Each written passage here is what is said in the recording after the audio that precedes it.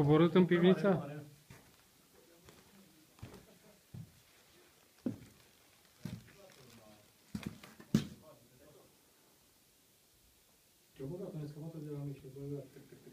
Credeți că? Că cine pula mea Uitați să văd ce bici. Că mâine așa ceva. Și apoi în asta mai stă cineva? Mai stai sus. O fură cu... Dar la...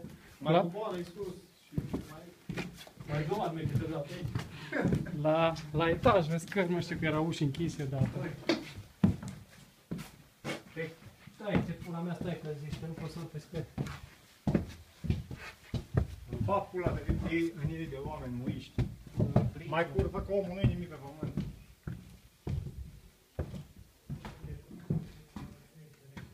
Ui, ce faine pe aici. Asta era camera liceului la Tălmaci. Și era camera la Cizandie. Cum adică fiecare cu... Da.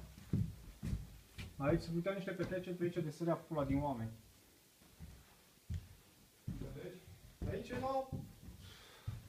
Ca în centru, pula era plin de oameni, povesteau ăștia ce veneau. Cam și Digi, pulă. Îmbinare în coade de lângă mică. Ce iau? O avut. Acoperi și ceasul încă.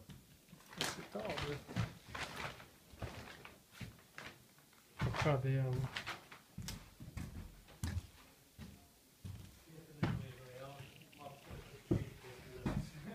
Se mai poate face, pierde. Se poate, nu mai văd cum e. Mai dau un tratament de ulei și te-a apucat să o tencui.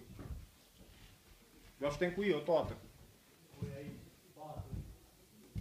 Nu e pula mea de mâniști. Ia, bă, Iulie, urează ceva. Ce? La muiști. Ui, aici. Să vie, să... Vai, deci pute îngrozitor. M-am gândit